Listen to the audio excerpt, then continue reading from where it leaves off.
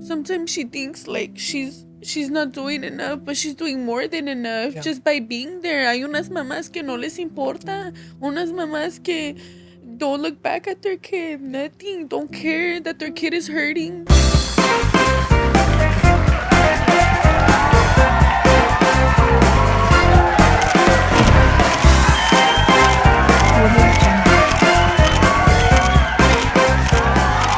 What is up, everyone? I'm your host, Alannized, and this is Noche de Pendejadas, your favorite podcast turned talk show en donde yo traigo a tus influencers favoritos para platicar y posiblemente sacarles sus trapitos al sol. Hoy les traigo un episodio that I know you guys are super excited to hear, so please help me welcome my guest tonight, Angie Resendiz.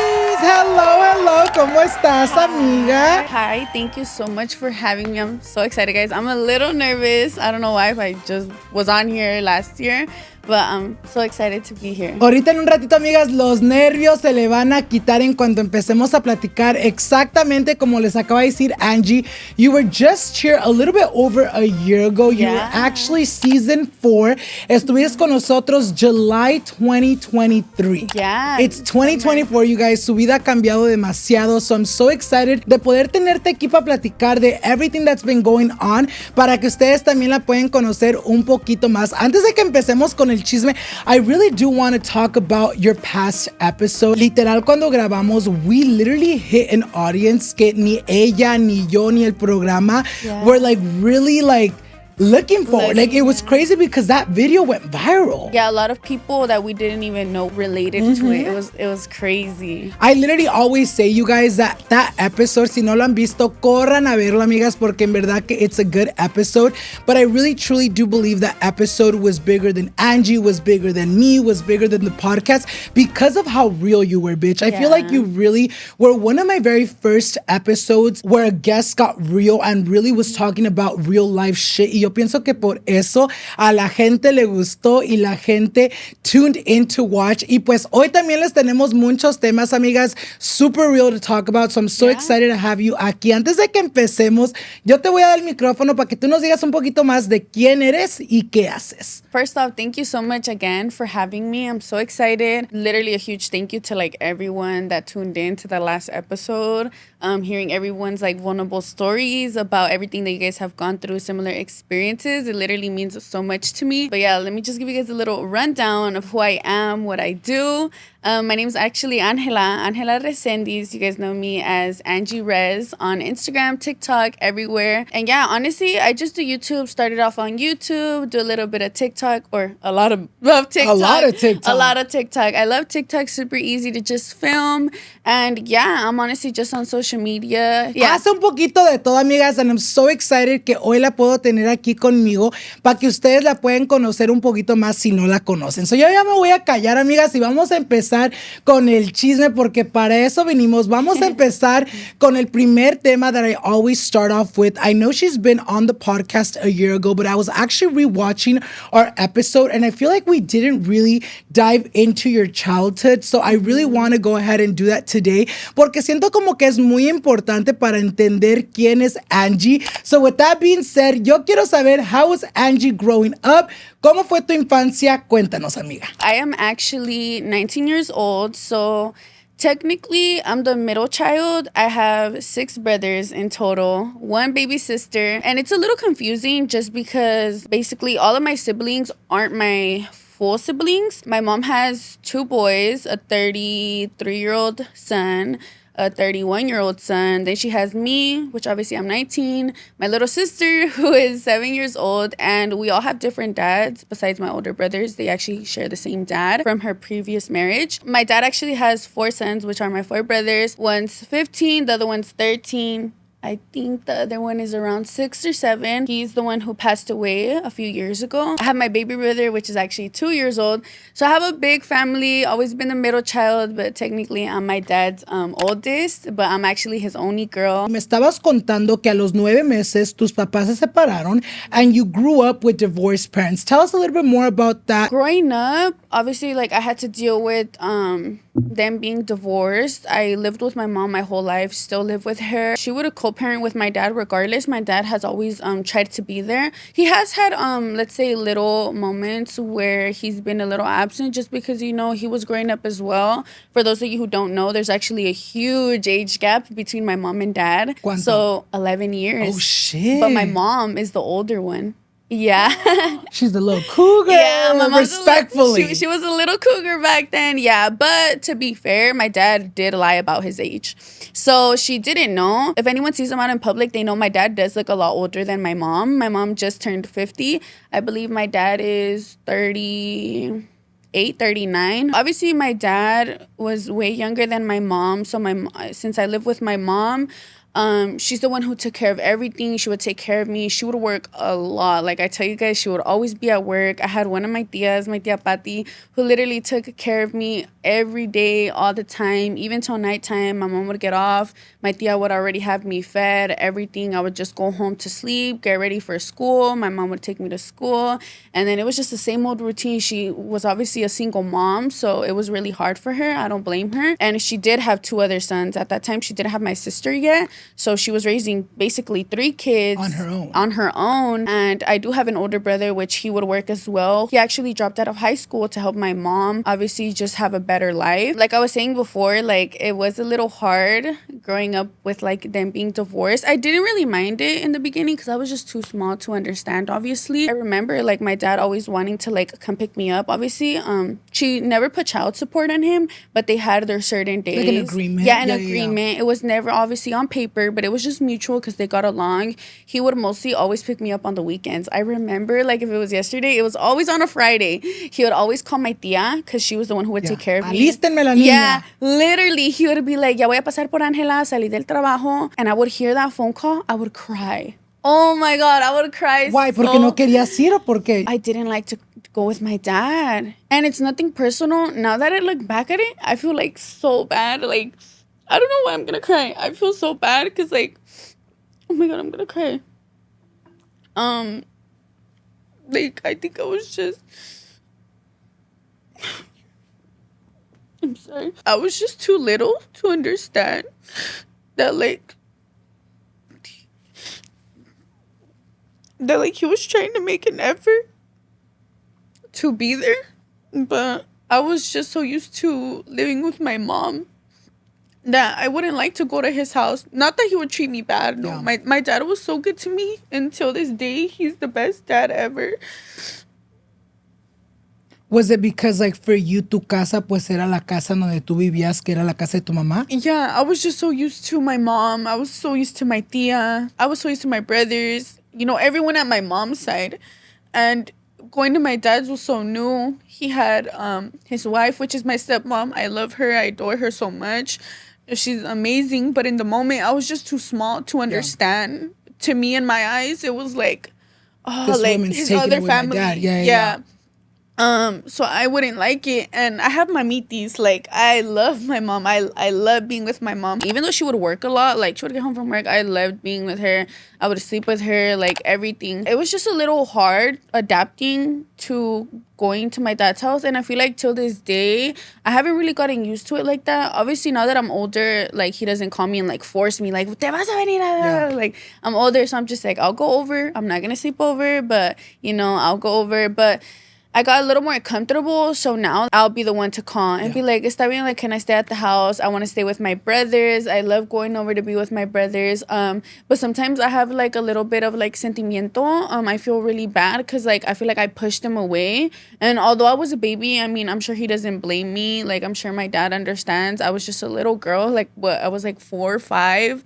You know, I didn't know better, and I just looked at it in such a negative way. But now that I'm growing up, it's just a lot. Yeah, it's just a lot easier for me. I always remember, this is so random, but I just always remember him noticing that I wouldn't like to go with him. There was a phase where I would push him away so much to the point where I feel like he looked at it as, oh, pues pa qué? ¿Pa qué voy a ir por ella? I'm not even going to try I'm not even going to try. He would work a lot. He would get off of work. He would go with his compadres, his friends. See, he would go drink. He would, you know, hang out with all of his friends. And I feel like he didn't forget about me, but he just kind of, it wasn't his main focus to come and get me no more. And maybe it was because I pushed him away a little bit. But when he realized that he was doing that, he would try to come back to me with gifts. He would try and come back with money. And at that point, obviously, I was a little older. I kind of understood. I was in middle school, so I wanted new shoes. I wanted clothes. I wanted all of that. Like, you got money, dámelo. Yeah, literally. So in my eyes, I was like, oh, okay, like whatever. He's buying me stuff. Might as well. He would call me and be like, okay, te voy a recoger. Vamos a la tienda. Oh, okay, count me in. Like, vámonos a la tienda. In the moment, I thought I was like at the top of the world. Like, I thought, okay, my dad has money. Yeah. Like, let's go. He's gonna buy me this and that. But I feel like he was just, how would I say it? Like apologizing with money. Yeah. Once I started growing up is when I realized I started being like that. So I started noticing that if I wasn't really there, like physically for my loved ones, or if I would make mistakes with other people, I would try to be there financially instead. Yeah. Especially when I started making money, I'd be like, oh, I'm just gonna buy them this and like it'll make up for what I did. Or if I didn't show up to their birthday, it's okay. I'll just give them money and like do this.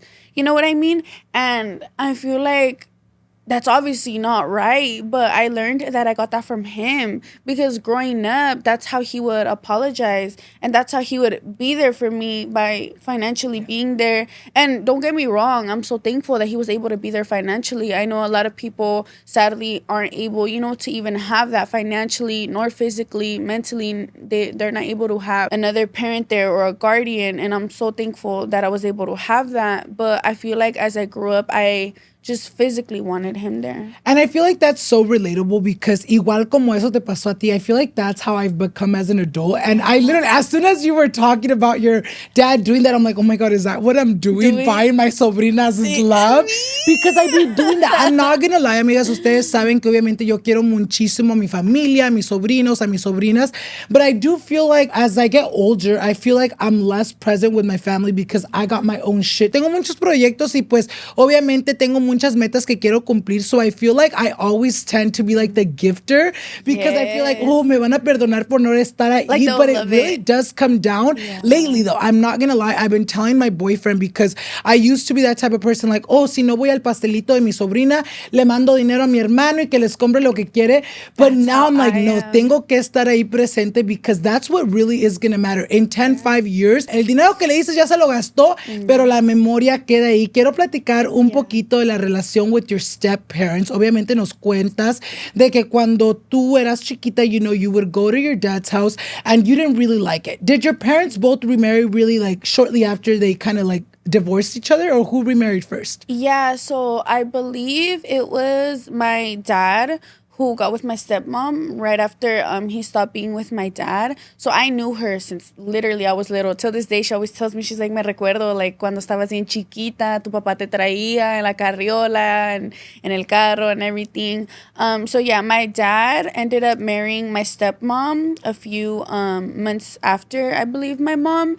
And then my mom actually got with my stepdad when I was 2 years old. Oh, shit, okay. So even then, like, I've basically known them my entire life. It's literally like I have 4 parents. Like, there's no other way to it. This is so funny. This is so funny. I remember growing up, oh my God, I hated my stepdad as a little girl. Why? I would get so mad.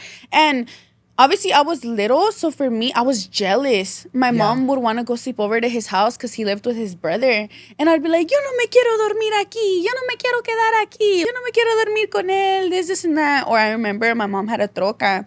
And obviously, my mom sometimes would pick him up or he would come out. Like, he would go out with us and anything. He would get in the truck. And I'd be like, sácate de mi troca. Like, yo no te quiero adentro de mi troca. Keep in mind, I was a little girl. I believe I was like 7, 6, even probably younger, and I did not like him here because in my eyes I was like, who is he? Like, you know what I mean? As I grew up, like, I realized like he's with my mom for a reason. He wouldn't be here for no reason. He obviously got with my mom knowing that she had 3 kids. He was with her through thick and thin. Obviously she was with him. It's not easy to get with someone who has kids, especially older kids. My brothers were already older.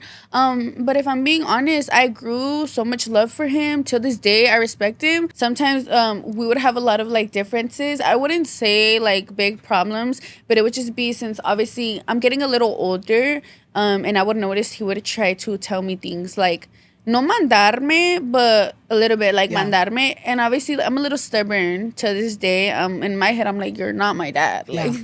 chill out. But I always remind myself, like, even if he's not my dad, he's basically been like a father figure, regardless if my dad was also there. It's basically like I have two dads. He is my mom's boyfriend. He is my little sister's dad. I do live with him. I have to respect him no matter what. And it's not like he disrespects me. It's just little, sometimes Cuando vives con alguien, like vives little con yeah, disagreements. little Yeah, yeah, yeah. disagreements. Cuando vives con alguien, a veces, I'm not gonna lie, I film late at night because I have a lot of stuff to do. He'll text me like, be quiet, this, and that. Shh, be quiet. I work next morning.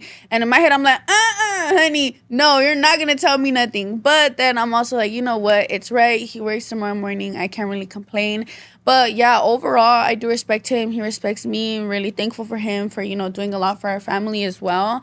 And same goes for my stepmom. I literally grew to love my stepmom so much.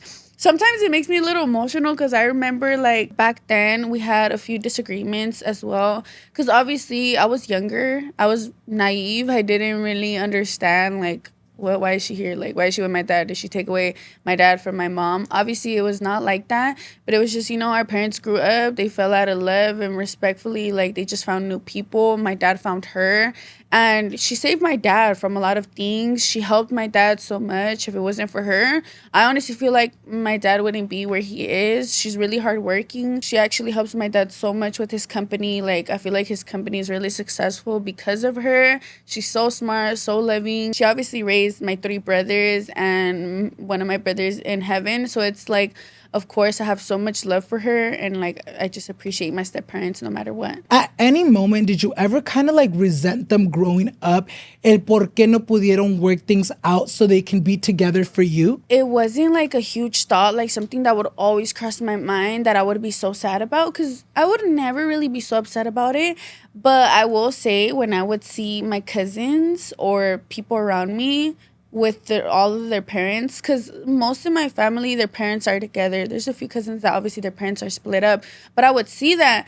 And I remember specifically the tia that I was talking about earlier, she's still with my tío. They've been together for years. I believe it's been over like 20 years that they've been together. Oh, shit. And they have 3 kids. Actually, one is in heaven and 2 are still here, thankfully. I obviously grew up super close with them. So I just remember kind of living through them. Like, one of my cousins is older, Alondra. I'm pretty sure you guys know her. She is my older cousin. She's also my madrina. I grew up super close with her. So I remember always being at my tia's house and having like, I remember just having such a close bond with her and like seeing my tia and my tío like as that father and mother figure together. And sometimes I would question, I'd be like, oh, like siempre me preguntaba, like I wonder how it would be if my dad would like live with my mom. But then I also would like snap out of it and I would remind myself that, it didn't work out for a reason. Obviously, my dad did hurt my mom a lot, and I'm sure like my mom wanted better. Yeah. And I'm so thankful that they were able to grow from it and still talk and like, still be cordial and keep it cordial because of me. I'm so glad que tus papás were able to put that behind them and really just focus on raising you. Porque sí suele pasar mucho en donde, parents put their feelings first and don't really think about el daño que le pueden hacer to the child they're raising. So I'm so glad your parents were able to get past that and really focus on really raising you. Platicamos un poquito de la relación con tus papás, pero yo quiero saber cómo era la relación con tus hermanos. Nos estás contando that you have a lot of siblings. What was that like growing up? Did you guys get along? ¿Jugaban mucho? ¿Se peleaban mucho? Cuéntanos. Everyone always asks me that since everyone knows that I have a lot of siblings. But fun fact, none of them are my full siblings. So honestly, all of them are my half siblings. But I love them all so much. Like, it's crazy. Like, although obviously I only have siblings, like some of my siblings are only from my mom's side, I love my dad's side as much as I love my mom's side. I don't know. I mean, I did grow up a bit distant from my dad's side just because I wasn't there every day. I wouldn't wake up to obviously my brothers from over there. But even till now, like I'll go over to my dad's house like les doy cariños a mis hermanos. It's like I see them every day, even if yeah, it's obviously a little different just because I mean we probably don't know a lot about each Yeah. other how I know about my little sister. No te criaste con Yeah, ellos. no, no me creí tanto con ellos, but I always try to keep it the same, and in my heart the love is still the same. Obviously I live with my mom, so I wake up to my little sister every day. I wake up to my older brother, and then I have another brother as well, which he is in rehab right now. So even then, even though he's so far, we'll hop on a phone call and it feels the exact same. Like it feels like if he's just here with us. So yeah, honestly, I feel like the love for all of them is the same. I appreciate them so much, and I love having so many siblings. I feel like I can run to whoever, just for comfort, just to get that love. ¿Con quién te peleabas most? Honestly, I would never fight, like ever, like fight, just because I feel like they were all brothers. Yeah, mostly. they're all boys. They were all boys. So I wouldn't really get into like no fights or nothing. The smallest or the middle one, basically from my dad's, Dylan, the 13-year-old. I remember growing up, he was such a brat. Like till this day, he's such a brat. We would crash a lot because we have the same personality. Okay. So he was very like hard-headed, very Los dos. yes. We would bump heads a lot. So it was a little hard. Y era bien llorón, era bien chillón, and I would get annoyed because obviously they raised him differently than from what my mom raised me. You know what I mean? So in my head, I'm like, métele unos chingadazos para que se calme, like so he could chill out. But I understood that we're obviously like raised differently. So we just grew to, adapt to each other. But I feel like, I don't know, like él es el que me llama más la atención porque me busca mucho. Yeah. I remember when there was phases where obviously I wouldn't go with my dad. He wouldn't pick me up no more. He would find a way to call me. He would cry. He would be like, please, sister, sleep over. Sister, please come over. Sister this, sister that. So siempre me busca. And till this day, he'll text me. He is getting a little older. He's going through that little like phase where he don't care. Where he don't care. But I know deep down he cares. I know he loves me. I know all my siblings love me. And it's funny too because although I didn't obviously fight with my sister since she is a little younger than me, I remember when I found out my mom was pregnant with her, I was so mad. She's 7 years old. She's literally like, yeah, she's growing up, but in my eyes, she's still a baby. And I don't really remember specifically how my mom told me she was pregnant, but I just remember through my mom's pregnancy, I was like, oh my God, like it's gonna be a girl. I'm not gonna be the only girl no more. I was young. I was 11 when my mom was pregnant. Not that old, but not that young, I know. But in the moment, like, I was, like, mad. I was like, no, like, I'm my mom's only girl. I'm my dad's only girl. Like, how is this even possible? But my sister was born. Not gonna lie, I was still so mad. Like, fun fact, she was born on my birthday. Wait, for reals? You guys share a birthday? Yeah, so she was born February 24th. Ah, no. Yeah, 2017, I believe. Yeah, I was born, obviously, February 24th, 2005. So... yeah, I remember that day like it was yesterday, literally waking up for school at like 6 in the morning, 6:30 in the morning. I remember the night before we were at my tia's house and we were playing Toma Todo. It's like La Pirinola, where you spin the thing. I think I've like heard. Toma Todo, basically. Yeah. Like the little trompo? The trompo, that. So we were playing that, and my mom was like stretching her legs like for the thing and like all that. My tío would be like, se te va a venir la chiquilla, like vas a tener la chiquilla tomorrow, el día del cumpleaños de Ángela. Like everyone was just like clowning and like telling my mom that that my little sister was gonna be born the day of my birthday, this and that. So when I woke up in the morning, in my head I was like, is she... She's replacing me. Is she replacing me?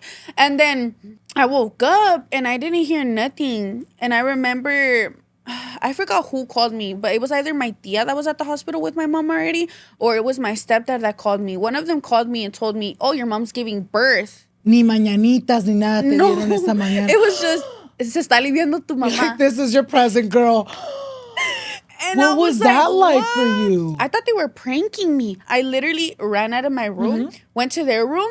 They weren't in there. I went outside to check if the cars were there. The cars were not there. So I was like, oh my God, they're at the hospital. What the fuck? So whatever, like a few minutes ended up passing by. My tia calls me back again. And I just hear my baby sister in the back crying. Ya había nacido mi hermanita. And then I was like, what? She was born on my birthday? And I was like, am I still gonna go to school though? Or do I gotta celebrate my fucking birthday? Yeah, That's literally. crazy. You know what's so crazy? That is very common. También mis hermanos celebran el mismo cumpleaños, but they're like literally like almost 10 years apart. You go from being like the only girl, the baby, y luego llega tu hermanita y te dice, ¿sabes qué? Yo voy a ser la baby para acabarla de cagar, voy a tener tu cumpleaños. What was that like for you? Yeah, honestly, it was, at first, it was a little, I wouldn't want to say hard, because obviously, what the fuck, that's nothing. But I was jealous. Yo me acuerdo que me encelaba. All the attention was on her, and I was growing up, so in my eyes, I was like, oh my goodness, like, I thought I was the only girl.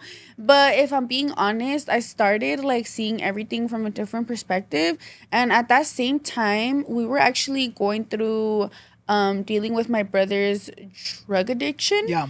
And him being deported and him going into rehab. Literally, it was all around the same time. So, like, in my eyes, I feel like my sister literally came to save me and my mom. Because, for example, let's say my mom didn't end up getting pregnant with my sister. My mom would have felt solita without her. My mom wouldn't have another focus. Yeah. You know, I feel like my sister really just came to save me and my mom specifically, because we were just going through so much, having to deal with, you know, my brother and everything. So I feel like, honestly, it was just a blessing in disguise. I don't know why. Like, I look back at it now and I'm like, I don't know why I saw it in such a negative way. I literally love my sister so much. She means the world to me. Even if she's younger than me, like, I just feel like it's a mini version of me, literally born on my birthday, same attitude, same feelings, like, hasta la manera de que habla a veces, I'm like, girl, you sound just You're like you me. gotta change your personality, babe. You're like, Angie is taken. Yeah, literally, I'm like, girl, we're literally like twins. She's obviously so much smaller than me. But yeah, like, I just love her so much. Like, I don't know. Just, do you guys celebrate birthdays together or no? yeah, we've celebrated all of our birthdays together. So she was actually, I believe, I'm not too sure how old she was, but when I had my quinceañera, I believe she was 2 or 3. Okay. Y pues obvio no se le celebró a ella. So I felt so bad. Like, in my heart, I was like, oh, pobrecita. Like, we didn't celebrate her birthday. We celebrated my quinceañera instead. But todavía le cortamos un pastel, everything. I remember her first birthday party. They did it big. Agarraron payasos. Like, a big-ass pastel. La carpa, todo. Like, so beautiful. But yeah, we do share birthdays. And I mean, I don't really see nothing wrong with it no more. If anything, I love it. Because I feel like I get anxiety when it's my birthday and all the attention's on me. Yeah. I'm like, no, y'all singing happy birthday to her too. So, like, she's with me all the time. We cut our cake. We're together. Blow the candles together. Le mordemos al pastel together. It's just something so beautiful, you know, just having her grow with me by my side no matter what. Quiero platicar un poquito más about you being an older sister. Nos platicas that a lot of your childhood, tu mamá se la pasaba trabajando, you know, trying to make money to pay the bills. Was that the same scenario when your sister was born? Te lo pregunto porque quería preguntarte if, like, you would help your mom kind of, like, raise your sister. Thankfully, my stepdad actually lived with us when my mom already gave birth to my sister and everything. Like I said before, my stepdad was in our lives since I was 2 years old. So eventually we all did move in together and he was able to help my mom. And I feel like, honestly, it wasn't that bad for my sister growing up because she had her dad, or she still has her dad till this day. So no matter what, he would call off work right away if they needed a babysitter. He wouldn't go to work if they needed someone. Because one thing about my mom never calls off. No, my mom will show up to work 10 minutes early every day, nunca tarde, con su cafecito. My mom will never miss work. And even when she, like, wants to, she really can't. Like, she will always show up. So, no, honestly, I feel like when my sister got here, or from how I would see it, I wouldn't really think they were struggling. Yeah. I mean, I wouldn't say, holy shit, like, we lived in a big-ass house. Like, we had everything. But you guys were good. We were good. We were comfortable, you know, thank God. Like, we had food every day. We had water. We had, obviously, the roof above our head, which I'm so thankful for. I feel like we upgraded a little bit more than from when my mom was just raising me. You guys were moving on up. Yeah, moving on up. I'm like, moving on up. We were doing good. Quiero platicar about Angie in school. How are you in school? Do you feel like you were, like, smart? Eras burrita, peleonera? How was Angie in school? Lo que viene siendo middle school, high school. Explícanos un poquito de eso. Otro elementary, middle school. I would like to say high school, like sophomore year, I was a straight A student. Like, I was a scholar. I loved school. I loved to do my work, especially English. Oh my God, I would love to like do essays. I would love to just write. I Yeah. would, all of that. I loved it. I don't really think I was like a bad student, but I will say I was those students que hablaban mucho. My mom would always get phone calls that, sorry, your daughter interrupts the class a lot. Your daughter, Bien basically like perica. a little bit of the Yeah, class yeah, yeah. clown. I wasn't like burra, like, oh my God, like, this is, se anda peleando y no sé qué. Not like that, but I would talk a lot. Yeah. Till this day, as you guys can tell. Until COVID hit, I feel like COVID just discouraged me so much. ¿Por qué? Because I got lazy with doing online school during COVID, that I would just half-ass my classes. As long as I got a C, I didn't care. Yeah. And back then, there was this thing where during quarantine, the grades weren't A through F. The grades weren't like that. It was just all P, like you passed. Oh, so shit, regardless okay. if I got a C, it would just say P. P. So in my head, I'm like, well, my grades are going to come in. I'm going to at least try to get a C to pass. My mom's not even going to know if it's an A or B or C or an F. You know what? I'm fine. She's going to see the P and say congrats. The P and say congratulations. So I was like, you know what? Me acostumbré to just do the bare minimum. And I feel like that just, it didn't do me no good. Because once I entered my junior year, I didn't really care about school like that. I would obviously still go, but I would half-ass everything. You would just show up. Yeah, I would just show up, do my work. Okay, thank you. I got a C. I'm fine. I'm out. I believe it was mid-junior year where honestly, I just stopped going to school. Like, I didn't like to show up. It was draining. I never really had like a big friend group right after COVID, just because I feel like everyone parted their ways. And I don't know, like, I just feel like I was just always with my cousins instead of like a big friend group that I was used to. So I was just like, there's no point in going to school. I see my cousins out of school. So when you stopped going, la escuela nunca le llamó a tus papás? Yeah, they would call my mom. What did they say? They would just be like, oh, like, your daughter hasn't came to school for 2-3 days. And then I would always just tell my mom, oh, I'm on my period. Like, I have cramps. Or sí fue no, maestro. No, literally. Sometimes I would be like, estaba ahí, ¿de qué estás hablando? Like, this is not. But I know my mom, like, in her head, she's like, a mí no me haces pendeja. Yeah, like pendeja tú, yo no, literally. Yeah, so I was able to get through it through my junior year. But once we hit senior year, girl, I would not go. I was drained. I did not like school. Like, I would literally go like a whole week without going. Yeah.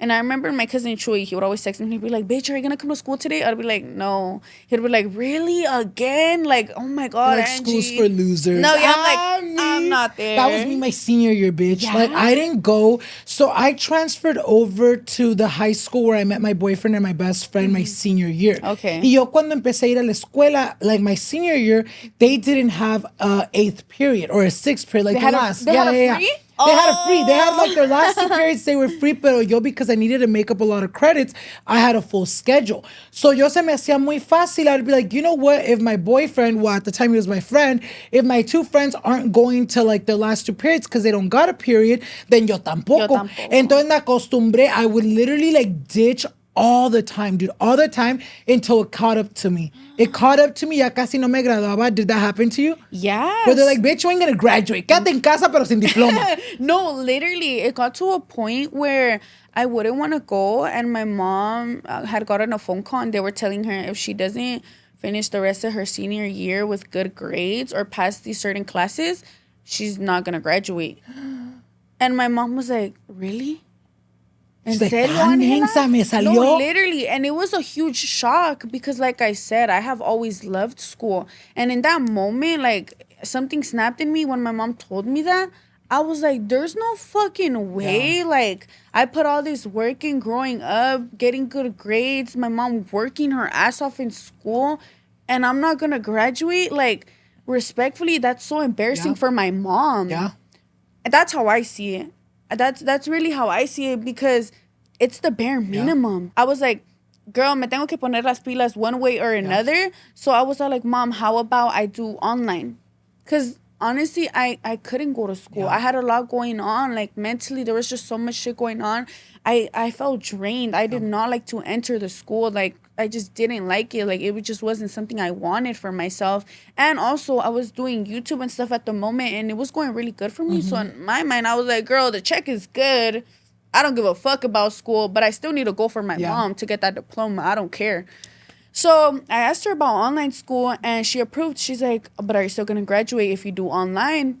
And I was like, no, yes, I'm going to graduate. She's like, are you going to graduate with your school? On time, On time. And I was like, yes, like, I'm going to get everything situated. I'm going to talk to my counselors and see what they can do for me. And thankfully, I had a meeting with them. They told me, they're like, I'm not too sure if you're able to join or they're going to accept you. Because I had, I think, like, all D's and, like, I wouldn't say all F's, but probably like they weren't good grades. They weren't good grades. So he's like, in order to go online, you need to have good grades so they could see you're like disciplined and on your, on your shit. Yeah, on your shit. So I was like, okay. So in my head, I'm like, they're not gonna accept me. I believe I signed up in November, and then December, before we went on break, he told me, he's like, okay, like, you got approved. You're able to start on January for the new year when we go back to school from winter break. And I was like, you know what? Perfect. He sent over the email to my mom. She signed everything, approved everything. And I started online school, and I was able to graduate with my class. Thank God, on time. Period. And walked the stage, got my diploma. I don't fucking do shit with that diploma. I'm doing good with my YouTube, but like, I did it for my mom. At least you have it. Yeah, I feel like it happens a lot because yo también, igual como tú, me pasó a mí. I feel like when you start getting, I feel like senior year, junior year, es cuando empieza ya bien la rebeldía. Whether that's like, oh, I don't want to give a fuck because everyone around me don't give a fuck, so I want to fit in, or whatever it is. Because I remember my senior year fue cuando yo me aloqué. I literally was ditching, wasn't doing my homework. And at the time, I've always kind of been like, like, I was able to back up my grades, but I was always like the talker. I was always kind of like the class clown, el que siempre hacía el desmadre. I remember I had la primera vez que mi mom se dio cuenta that I was ditching and I wasn't going to graduate. I remember I was in Miss Jeru's class. It was like human, what was that, Irma? Do you remember? Health. Like, cuando te enseñan de que, like the sex and all that stuff. So I was actually in that class with a bunch of freshmen.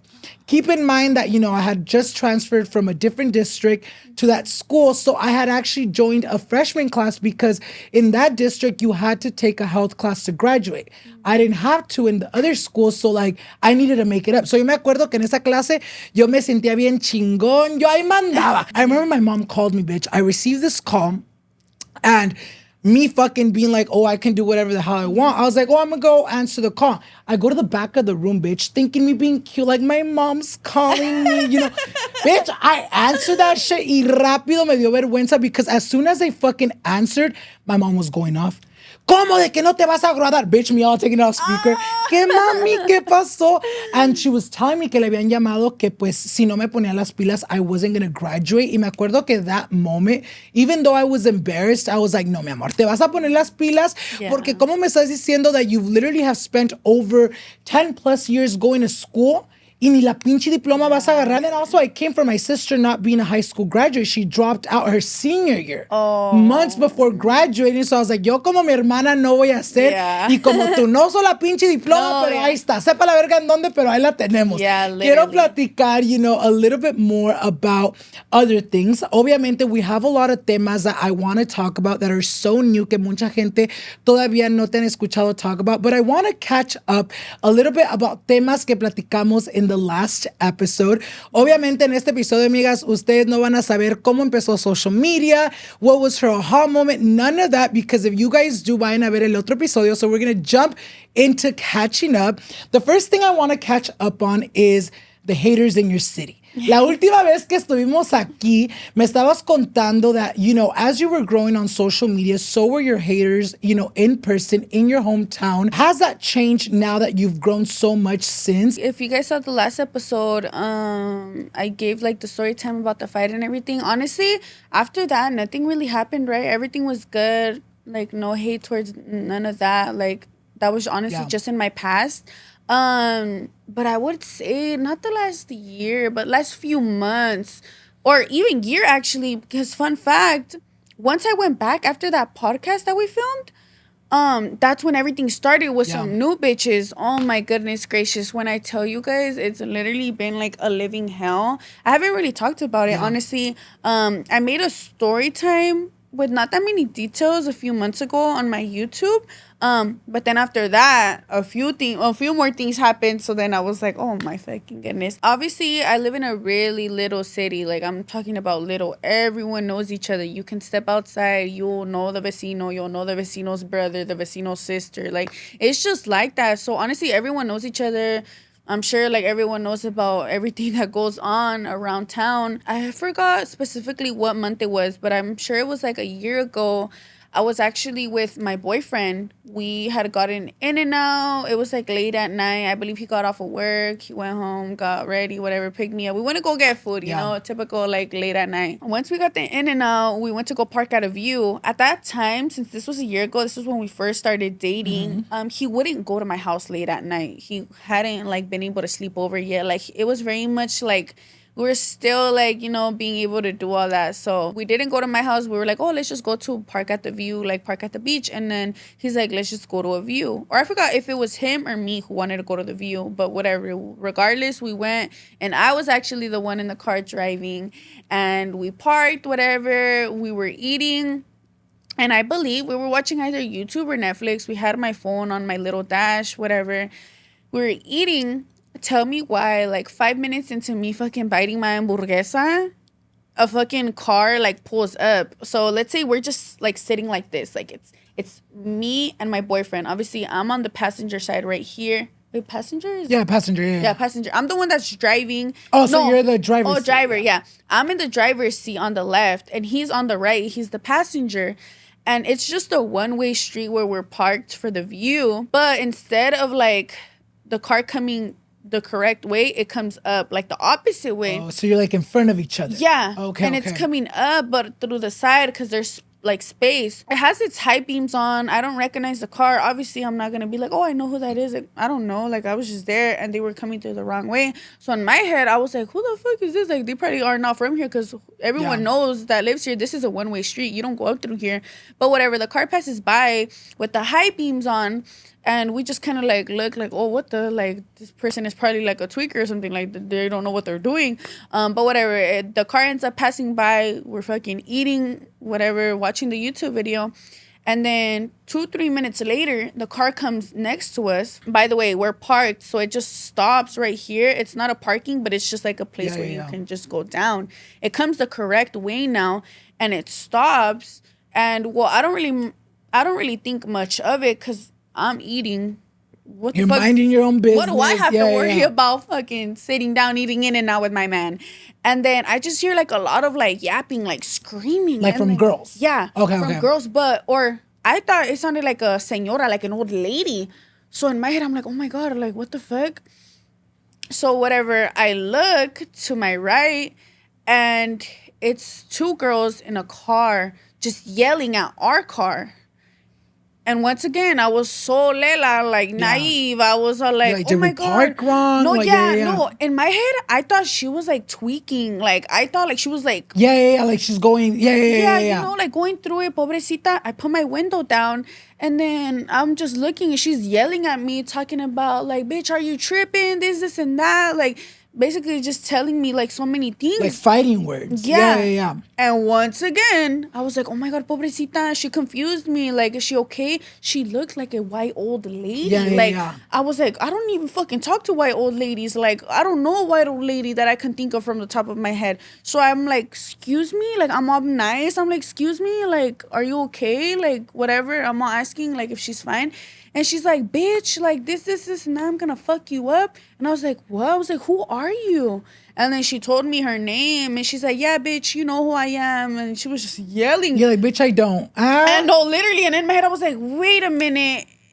What the fuck are you doing? Like, in my head, I'm like, what? Like, I haven't heard of her in years. So it was someone you knew? It was someone I knew, but I hadn't talked to since I was like in sixth You're like in grade. diapers. No, literally, like sixth, seventh grade. Estaba Like I was traumada la amiga. Yeah, and then in my head, like I don't know why it was like that. That's so Raven moment. I thought back and I was like, wait, I remember her. And then I said her name and I was like, what do you mean? I was like, what are you doing here? Like, why are you pulling up on me? And then she's like, yeah, like you're talking all this shit, this, and that. And she just started talking about, she's all like, yeah, you want to like get with all the guys that I have got with, this, and that. And I was like, what? I was like, I literally have a boyfriend. Yeah. Like, what are you talking about? I kid you not, I was so confused. I was like, what are you talking about? And then she's all like, so you're acting like this, and that, like you're not doing this and that. And I was like, no, like what are you talking about? And she's like, put that on your mother's life. And I was like, on my mother's life? Like, I don't know what you're talking about. And then she was like, your mom's gonna die, ho, this, and that. And she started saying stuff about my mom, shit. just everything. She just started, like, just talking so much shit. And in my head, I was just like, oh, my goodness. Keep in mind, this is when me and my boyfriend first started, you know, dating. So it was fresh for us. And in my head, I was like, oh, my God, how embarrassing. Like, he's gonna think I'm such a hoe. Like, no manches. ¿Qué le dijiste? No, bebé, no le hagas caso, está and loca. Then, pa' acabarla, she was like, yeah, you know your girlfriend, like, talking to him. She's like, check her fucking phone. She's a fucking hoe, this, and that. And I looked at him and I was like, bro. Like, get me out of here. Yeah. I was like, no, mames. Yeah. And like, my boyfriend has always been the type, like, he doesn't do too much. Like, he will not do too much. Like, if he has to handle something, he'll handle it. He's not the type of guy that just talks and, like, talks out his ass. You'll tell him stuff. He'll just literally be there, like, all right, like, you know, whatever. But he was, like, hearing that. And in his head, he's all like, bruh, like, let me put the window up. And I was like, no, like, why is she talking all this mess, whatever. I honestly forgot what I said that triggered her. So she's like, all right, bitch, now I'm finna beat your ass. She got out her car with the girl. She was coming towards the driver's side where I was at for me to get out to fight me. And the girl was coming behind me. Like, I'm sure they wanted to jump me or do something. Yeah. So in my head, I was like, okay, it's just my boyfriend here. By the way, this bitch is tall as fuck. Like, you think you're tall? No. Like, she's all giraffe. No. No, like, literally taller. Like, I'm talking about, like, draft her from like, for the NBA. Yes, literally. So I was like, okay, she's tough, so she's gonna beat my ass. The other girl, I don't really know her like that, but she's gonna get in it. Hello, 2v1. And yeah, my boyfriend was there. Yeah, he could defend me, whatever. But I didn't want that. Yeah. I didn't want him to have to get into a girl fight, because that specific person in general is known for, like, doing that on purpose to trigger other guys. To get a reaction. Yeah, to get a reaction and to trigger other guys to end up calling the guys women beaters. To call this, it's all a whole, like, plan. Con maña. Yeah. She's like, nos los vamos a agarrar los dos para que también nos pegue. It's a whole, like, plan. Like, I already know I'm smarter than that. So I didn't give her what she wanted. But even though in my head, I was like, okay, it's either I get off, get my ass beat, or I just drive off. Yeah, literally. But the girl that she was with was in front of my car like this. Hard like this. You're like standing. 10 points right now, baby. Dude, she was standing thinking that her fucking standing like a statue was gonna, like, make my car stop. Oh, like, when I tell you, I was like, oh my God, I don't want to do this, but I'm gonna have to. My boyfriend was literally like, put it in drive and hit that bitch. I would have. And then I was all like, but my car. I was thinking about my car because a few months prior, I had just gotten my car. So I was like, no, there's no way. Like, there can't be no scratches on my car, no nothing. He's all like, drive home. And I was like, okay, put that shit in drive. I didn't hit her hella hard. Like, I pressed the gas. Her kneecaps. Yeah, I hit her kneecaps a bit. And I felt bad, so I stopped a bit. And she, like, obviously, since I hit her, she was like, oh my God, this bitch hit me. And then she moved out the way because she saw it wasn't going to stop no more. And then the other girl all of a sudden is acting brand new. She's like, you hit my fucking friend with your car, bitch. You're like, I'll do it again, bitch. Yeah, and they were just yelling, talking about me hitting them with the car. But it's like, you wanted to jump me. I don't even know you like that. I haven't talked to you for years. I'm not going to fight you. I think it's reasonable. Exactly. You were not going to fight a bitch that you're like, nada que ver. Exactly. And in my head, like, I'm super, like, real with what I do. If I knew deep down I did something wrong to her and she had a right to want to fight me, I'd be like, all right, girl, it's good. Like, you know what? Let's run it up. You want to fight me? It's good. You're going to beat my ass regardless. I deserve it because I did something. I didn't do shit to her, though. So in my mind, I already knew you had no reason to come and Yeah. do this to me. Now you're just punking me because you're tall as fuck and you know I'm with my boyfriend. Mm-hmm. And there was just a whole thing about it that like I came to the conclusion it was probably a setup from someone around me, close to me. But at the end of the day, like I don't really want to like get into details just because it's like it passed. Yeah. You know what I mean? It ended up passing, but there was 2 more occasions With where her? no, with the girl that I hit with the car now. She came up to me at a basketball game in front of my family and wanted to fight me. She caused a whole scene. And I was just literally sitting like this with like my hands in my pocket, just staring at her, talking to me crazy. My boyfriend stood up. Literally, my boyfriend stood up for me. He put his hands like this because I guess she wanted to sock me. He put his hands like basically like covering her. And then he's like, take this shit outside. Like, you're not doing this in here. Yeah. Because it was at a basketball game with tons of people. And your family was there. And my family was You're like, next that's to me. ghetto, girl. That's beyond me. Yeah. Like, don't do that right now. I'm like, girl, take this shit to an alley or something. Like, basketball game, really? So whatever. My boyfriend got up, told her that. She looked up at my boyfriend, pushed the fuck out of him. Yeah, pushed the fuck out of him. She didn't drop him, but he like went back and like grabbed on the bleachers.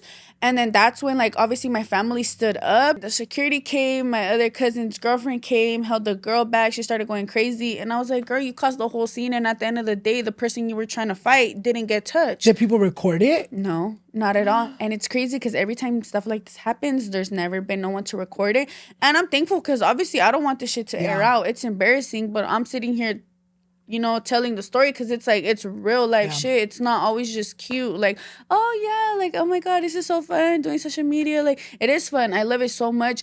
But it's annoying when girls see that you love it so much to the point where they want to make you hate it. I know that's what they're trying to do. They want me to hate my life because they probably hate theirs. But it's all like, we could love our life together. You don't have to do all this.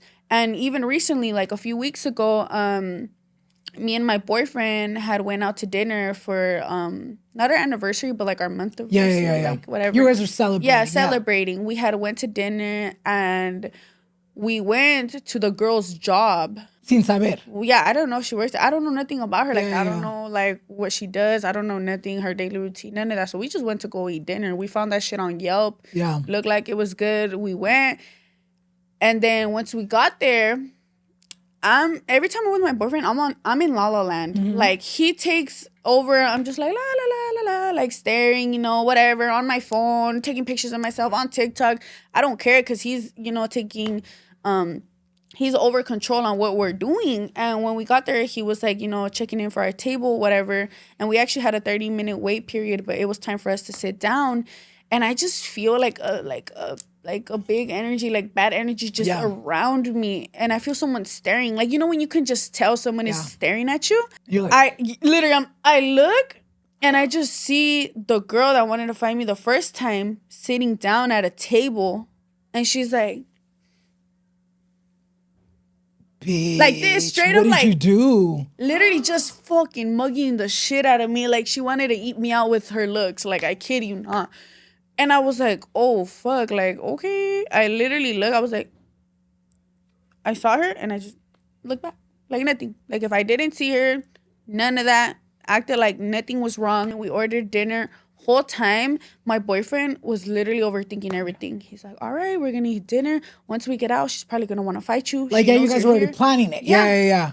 Because me, I was in La La Land once again. I was eating my pasta. I was like, babe, who cares? Like, she's going to be mad. She's going to be mad. Like, let's enjoy this pasta before I get my ass beat. Yeah. She's been wanting to do this for a year now. Like, whatever. It's okay, babe. We were put here for a reason. We came to eat dinner here for a reason. It happened. He's like, no, babe. Like, you have to be careful. Like, you got to think this through, this, and that.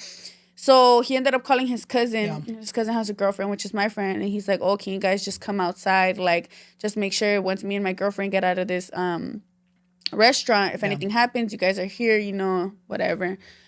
My boyfriend's cousin and his girlfriend end up getting to the restaurant. By the way, the girl wasn't on the clock. She was actually eating there at the restaurant that we were. ¿Y nomás estaba ella o las dos? I didn't see, I guess, but she was with another girl. My boyfriend had like looked to see because I told him I was like, girl, she's right there, and he told me like that she was with another person. But eventually, when my boyfriend's cousin and girlfriend got there outside the restaurant to wait for us just to make sure we made it to our car safely, they said the girl got out of the restaurant and she was waiting for me. with 3 other girls outside. Oh my God. Yeah, she was waiting for me. And once again, I was fucking eating my dinner. And then my friend that was outside waiting, she texted me and she's like, girl, she's waiting behind the bush right where you get out of the exit. She's like, so as soon as you get out the exit, she's going to try and do something, fucking snatch you from your hair, run up on you. And in my head, I was, oh my God, I didn't even bring a liga. Like, I'm going to have to wear my man's hoodie or something. I had a cute little outfit, makeup done. So I was, oh my God, how fucking ghetto. Night's ruined. Literally, yeah. So I was like, okay, it's fine. A few minutes ended up happening. We got out. And she ended up going to her car. And it was just a whole thing where my cousin had to come. And then it was just a whole thing. So, ¿sí se socas un pedo?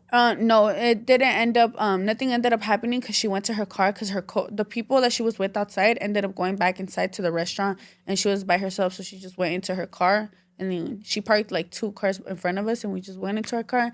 And nothing happened. But I think it's because we took too long to come out. Yeah. So she's like, fuck no. And she probably seen other of our mutuals there. And she was like, oh, like she has more people. It's going to become a rumble. Yeah, exactly. So I'm pretty sure she thought it through. She's like, yeah, this is not a good idea. Let me settle down.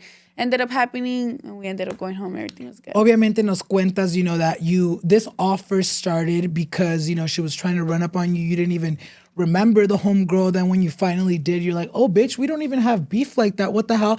Do you feel like a lot of it has to do because of who you are online? Honestly, I never like to think of it like that because I know this is so corny to say, but I'm literally normal. Like, I feel like the numbers will never in my life define who I am. So from my perspective, I don't see it like that. In my perspective, I'm like, well, they're just hating as bitches just because I'm a human. Because regardless if you have followers or not, people are going to hate you. Like, there's always going to be people who dislike you. So I try not to think of it like that. But for me, it's just funny because it's like, then why weren't they doing this when I wasn't on social media? Yeah. Hopefully que pues after, this whole year que no te agarró, I hope that the girl kind of just lays off and it's like, girl, no es tu pelea uno, and there's not really a reason to fight. ¿Para qué vamos a andar peleando, amigas? Ya, ¿tú tienes cuántos? ¿Ya 19 años? Yeah, I'm gonna be 20. You're like, girl, ya no somos niñas. Ya no somos niñas.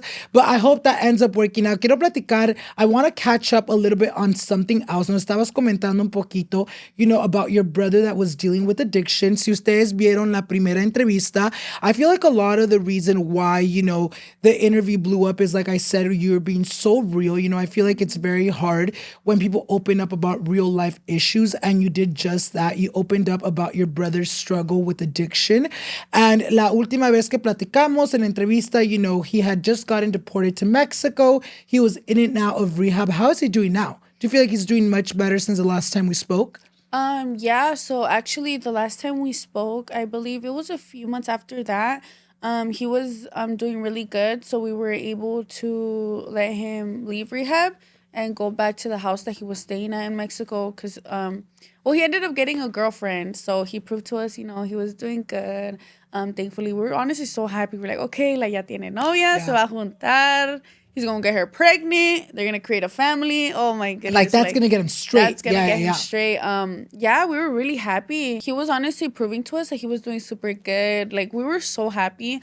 Like, my mom literally told him, she was all like, honestly, like, as long as you guys are doing good and, like, se dan a respetar, I don't mind sending you guys money so you guys can eat, sending you guys money for you guys can go out and have fun. I even told her, I was like, I'll help you. Like, as long as I know that he's bettering himself with her, so be it. Like, they would even go, like, to other pueblecitos there to go to the beach. Like, if you guys know, like, Acapulco has a beautiful beach. They would do so much stuff. But over time, I believe like I wouldn't say withdrawals. Yes, like withdrawals. Everything was kicking in. Let's say he would have problems with her, so his escape wasn't her anymore. His escape was back to the drugs. So eventually, like, it just got worse again. He sadly ended up falling into like the addiction again. She ended up leaving, and then it was just a whole thing where obviously her not being there ended up making it worse for him. We had to put him back into rehab because it's like, we can't keep doing this. Like, we can't just keep, letting you come out and then you telling us and convincing us that you're doing good, but then you fall back again and we put you into rehab again. It's just like, it's an ongoing thing. And of course, we're not giving up, but it's just like, we also have to think smart, and we Yeah. have to, tell ourselves we can't let him convince us again. Like, yeah, I want to come out. We're gonna let him out. No, sadly, we're being hard on him, and we're telling him we're not letting you leave until we know Yeah. that we You're think you're gonna good. get better. Not just because you're telling us, oh, I found a girlfriend, and can I come out so I can be with her? Yeah, it sucks because sadly, like, I'm sure, like, he wants a better life. He doesn't want that, and obviously, like, we're not the ones that have the mind of a drug addict. Yeah. It's not our brain. We don't feel what he feels, but we see it from an outside perspective. And sometimes I feel bad too because I always question. I'm like, why can't he just recover? Why can't he get better? But it's because I don't know. I don't know what he feels. And we always talk on the phone, and he's always telling me, he's like, oh, like, I wouldn't wish this on no one. He's all like, nobody understands like how I feel but myself. He's all like, imagine like being hours and hours away from your mom, from your family, lonely by yourself, You guys have deported. family over there or no? We do have family over there, but no lo visitan. And I don't blame them. I'm not gonna, No blame quieren them. lidiar con eso. Yeah. Yeah. And yeah, like I said, I don't blame them for not going to visit him because I mean, it's not their job. It's not my family's kid to go do that. It's, my mom's responsibility to take care of her kid, even though he's older, but still that's her baby no matter what. But yeah, at the moment he is in rehab again, trying to do better. We talk to him every other week. It's mostly Sundays where we talk to him, and we just try to encourage him. Yeah. We try to let him know your life is not ending yet. It's okay. It may feel impossible. I would like to say I would understand, but I don't, because like Yeah. I said, it's not my. You're not in those shoes. Yeah, I'm not in those shoes. It's not me who is living that.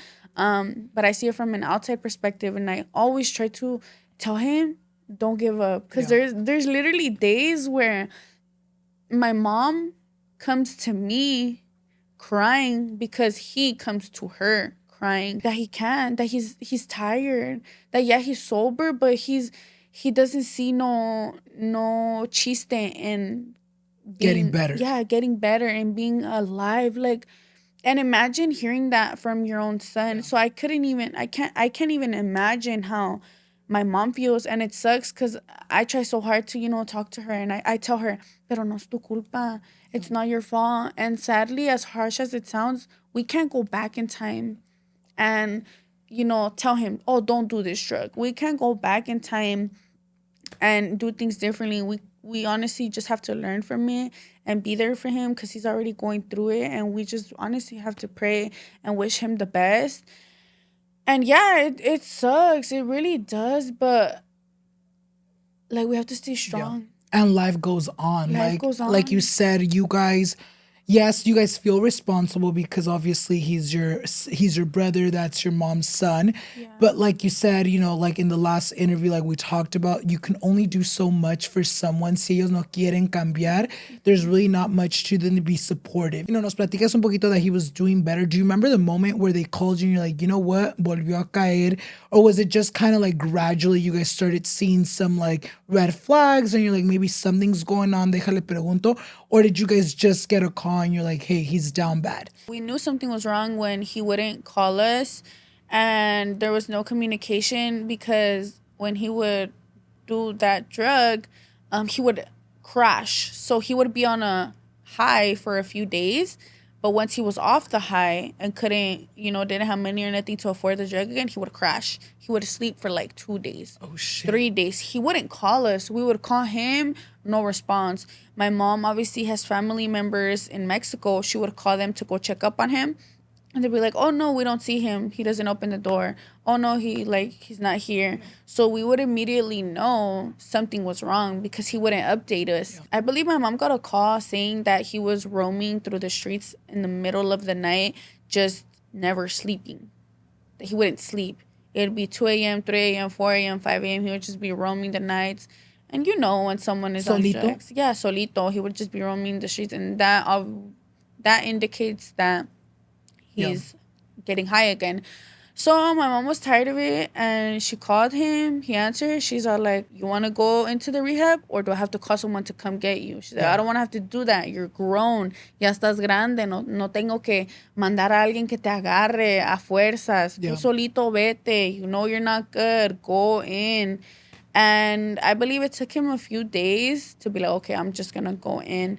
And yeah, I don't really know specifically how it went, but they were able to get him. We were able to get him back into the rehab center, and he's been there for a few months again. Yeah. And I hope he gets better. Ya para terminar ese tema, you know, last week, one of our guests, Adam, no sé si lo conoces, but he was actually, you know, talking about his journey with, you know, meth. He was an addict for many years. Empezó como a la edad de 12 up until, you know, years ago. And, you know, he was telling his story so beautifully about, you know, trying to get better and how hard it was. And eventually when he did get better, you know, él siente como que su vida cambió. What advice can you give to those that are currently in yours or in your mom's position where you guys feel almost very helpless?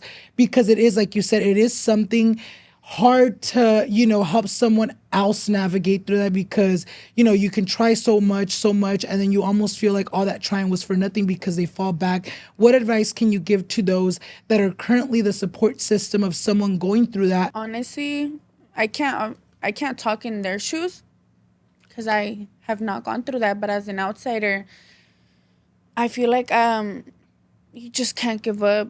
Like, you can't give up on the person you love. Either it's a brother, your boyfriend, your parents, your whoever is the one going through that drug addiction. Yeah, like how I say, I'm sad because of it. Imagine how sad Yeah, he is. Imagine, I'm tired of it. I'm tired of him being on drugs. Imagine how tired he he is is. of Yeah. being on drugs. So I tell myself, don't be selfish. Yes, you're tired of this shit, but imagine how tired they are. They're fighting the biggest battle in their minds. And sadly, we can't fucking go inside of their brains and fix that. All we can do is try and be there for them. I remember from the last podcast, there was a lot of people contradicting what I was saying. Some people saying, wow, they're giving up on her brother. You guys don't know shit. Yeah. Never in our life have we given up on him. There was other people saying, you're just wasting your time at this point. He's going to keep doing drugs. You don't know shit. What if tomorrow he wakes up and he doesn't Yeah. want to do that no more? You don't know. We don't know what the future holds. Maybe, you know, it could be a year or two, 3, 4, 5, 6, even 10 years. And they could decide, you know what? I don't want this life. You know what? I'm ready to be okay. And it's just all a matter of time. And, you know, sadly, it does suck because sometimes it doesn't get better. Yeah. Sometimes ya no están aquí, Diosito se los lleva, and I would hate to think like that, but all I can really do is just try and be there. You know, all I can really do is try and stay strong for him to be stronger than us and for him to, you know that he's not alone regardless if he's miles and miles away. We're always going to be there. And I literally encourage you guys as well. I have so many girls who message me all the time telling me their brothers have passed away from like situations like that, or their family members, their own dads, their moms, going through something like that. And my heart literally breaks because you feel like you can't do nothing. You feel like you're stuck, like you're just stuck and you can't do much for them.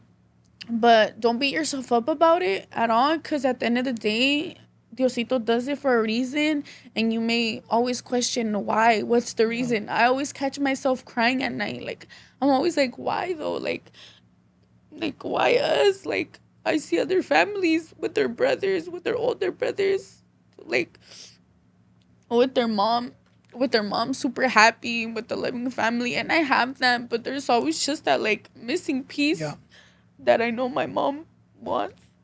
It does happen sadly where some people lose their battle and with these addictions, you know, and unfortunately end up not being here with us anymore. Do you ever have thoughts of that? Like, oh my God, like, even though I see my brother trying and I want him to get better, do you ever have pensamientos of like, ¿qué tal que no? Yeah, always. That's like that's like my biggest fear. Like waking up one day and just like hearing like, oh, like algo le pasó. I always get so scared when my mom gets calls. Even my mom, she gets so scared when they call her from Mexico and out of nowhere they just tell her something. She's like, "Ay, me asustaste. Ay, pensé que algo le pasó a." Like she's always on Yeah, like on edge. on Yeah. edge, on alert. She's always like, "Ay, cómo está esto y el otro," and it does cross my mind. Sadly, it sucks because you don't want to think like that about your own sibling, but it does cross my mind a lot, and it's my biggest fear. Sometimes I'm like, "Ay, qué tal que sí?" Like it doesn't get better, and duele not just for me, but like for my mom. Yeah. You know, because like literally the other day, um, we were just eating, me, her, and my little sister. We were just sitting in the cocina, and she was just spaced out, looking at the wall, and she looked so sad. And I was like, ¿qué tienes? Like, ¿por qué te ves bien triste? And she just stayed quiet. And then she just hugged me and she just started crying. And she just told me, like, I just wish I could have your brother with us. Yeah. Like, I wish things were different. sí, she's all like, I wish, like, Diosito los tuviera todos juntos. She's all like, me llama, me dice que él se siente solito.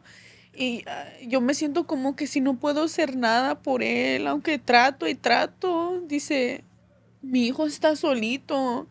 And that breaks my heart because, like, I'm not a mom, but I'm sure as a mom, you may feel like you failed your baby. Even if he's older, that's her baby. And I'm sure she feels like she has failed him.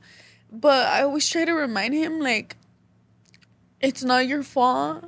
You know, it isn't, because if it was her fault, then all of us would have been in that position. Yeah. And we're not. Todo depende en ti. And sadly, you know, I don't blame my brother. I never hold it against him. I never tell him, look what you're doing to mom, this and that. But I always try to, you know, encourage my mom. Yeah. I tell her, you're so strong. I love you. You're a great mom. Yes, she's a great mom. I feel like sometimes she thinks like she's not doing enough, but she's doing more than enough just by being there. Hay unas mamás que no les importa. Unas mamás que don't look back at their kid. Nothing. Don't care that their kid is hurting. My mom hurts so much over her kids. She puts her kids before anyone. Y la quiero mucho. I appreciate her so much, but you know, like, that's my biggest fear. Losing him. I feel like if I lose him, like, I'll lose my mom, you know, like. I'm so sorry, en verdad que sí, you know, thank you for being so vulnerable. Yo sé que te cuesta mucho platicar del tema. If you guys, you know, want a little bit more of the backstory, como les comentamos, era un tema que platicamos a lot about in the first interview, but I really do want to say if anyone is dealing with addiction or has someone that is dealing with it, like I said, like you said, don't beat yourself up for it. A veces, you know, uno como mamá, hermana feels like they could have done things differently. But, you know, llega un momento donde they're also adults and they get to make decisions over their lives igual como uno. And you really can't beat yourself up for other people's, you know, decisions and mistakes. Hey amigas, if you know me, you know I adore my handbags and I always strive to keep them looking pristine. Y pues déjales digo, I've just discovered Curé, the ultimate solution for protecting and preserving my purse collection, ensuring they stay beautiful and last forever. Think about it. You clean and maintain your shoes, your car, even your body. So why not give your luxury handbags the same care? These bags are an investment, and with Curé, you can make sure they last a lifetime. Plus, if you ever decide to resell, Curé helps you keep your bags in perfect condition so you can get top dollar. In today's world where overconsumption is a big issue, it's crucial to make things last as long as possible. By taking care of our handbags with Curé, we can do just that. Ustedes saben, amigas, that I have a purse collection of my own, and I love using Curé porque me las deja limpiecitas y cada vez que salgo lucen como nuevas. If you want to go ahead and try Curé, there's a limited supply available, so head to mycuré.com to get your leather care kit today. That is mycuré.com. The best way to make your handbags last forever. Once again, that is mycuré.com. Now a word from our next sponsor. Today's episode is brought to you by Alma. Alma believes that therapy is more impactful when you feel heard and understood. That's why they help people find a therapist who really gets them, the right someone to talk to, not just anyone. Alma can help you find a therapist who gets you. When you browse the directory, you can filter by what you want to focus on, for example, anxiety, relationship, or big life transitions, as well as any preference around gender, sexuality, faith, and more. Alma can help you find a therapist who takes your insurance. People who find in-network care through Alma save an average of 77% on the cost of therapy. It's easy to get started with Alma. Browse the directory without creating an account or sharing payment information. You can book a free consultation call with any therapist you're interested in seeing. These 15-minute calls give you a chance to see if they're a good fit for you, so you can find someone you really click with. Even though I'm currently not in therapy, I know the importance of having someone in my life who truly understands where I'm coming from. For those of you guys that follow me, obviamente ustedes saben that the past month and a half has been one of the hardest months of my life, and going through everything I've been through this past month with my grandpa's passing, I wish I could have been in therapy prior and during the process to really help me kind of navigate these feelings of grief y todo lo que he estado sintiendo este último mes, amigas. Pero no es muy tarde to join therapy. If you've been considering finding a licensed professional to help you work through your own life challenges, give Alma a try. Alma can help you find the right therapist for you, not just anyone. Visit helloalma.com/Alan to get started and schedule a free consultation today. That's helloalma.com/Alan. Ustedes no se dieron cuenta, but we did take a mini little break para retocarle el maquillaje a Angie, porque como pudieron ver, amigas, estaba llorando. But I love that about you. I love how real, and if you feel something, you're gonna show it. Y yo pienso que por eso muchas de tus seguidoras te quieren. Honestly, I feel like I'm just so real. Like, I don't care. Like, because at the end of the day, like, why would I just hide my emotions, you know, or regardless? Like, if I'm in a bad mood, I'm sorry, you're going to see I'm in a bad mood. If I'm in a good mood, you're going to see I'm in a good mood. Y si estoy triste, pues lo van a ver igual como lo vieron ahorita. Ya quiero platicar un poquito más de algo más reciente. You know, the last time you were here, we talked about you, you know, going through a 6-year relationship breakup plus like a healing journey. Nos llegas not single, but boot up con otro muchacho. Yo quiero platicar de eso. Cuéntanos un poquito cómo se conocieron. Who made the first move? My love life is obviously very different from the last time that I came. I believe last time I was already talking to my boyfriend. Yeah, we were talking. It wasn't that serious, but we were, you know, in those early stages of getting to know each other. We actually have known each other for years, literally years. But, you know, it was finally more like serious. ¿Cuándo se conocieron? ¿Cómo? Nos conocimos in 6th or 7th grade. So 2016 or 17. I forgot which one it was, but it was middle school. We were really little. We're from the same city. We literally live 4 minutes away from each other. So we honestly just grew up around each other from middle school on. We'd see each other all the time. We had the same like mutual friends. Yeah. So por eso I feel like we were just always around, but it was nothing more than that. Yeah. Until obviously recently we did meet. We actually met at my cousin's boyfriend's birthday party. Yeah, that's a story for another time. But yeah, we met that night, and ever since, like, we literally have hit it off. We've been together every single fucking day. Yeah, and he just came into my life to make everything so much better. It is funny que lo cuentas así because that's literally how it happened. I remember the last time you were here, you know, we talked about you going through your healing journey, todo eso. And I remember you posting months later, like you were all booed up. And I was like, ay, no lo tenía bien escondido la Angie. Yeah. I want to talk a little bit more about your, you know, your current relationship. Hablamos un poquito en la última entrevista that you and your ex were very toxic. When someone is not fully healed, we see that they bring a lot of these toxic traits onto their new relationships. Do you feel like that happened to you in the beginning? First, to start off, I would never like want to compare anyone to each other at all, because obviously it's way different, and was done before. But I feel like for myself personally, I feel like all the trauma was just still crawling up on me when I did get with my boyfriend. I was fully over the people from my past, don't get me wrong. But you know, the trauma that still lingers around you, like, oh, I'm the fear of getting cheated on, the fear of being lied to, just the fear of being embarrassed was Te just always, cambia. yeah, it te cambia. It was just always there. And although my boyfriend has literally never, and I kid you not, never once have has given me a reason to think like, oh, he's cheating on me, oh, he's doing this or that.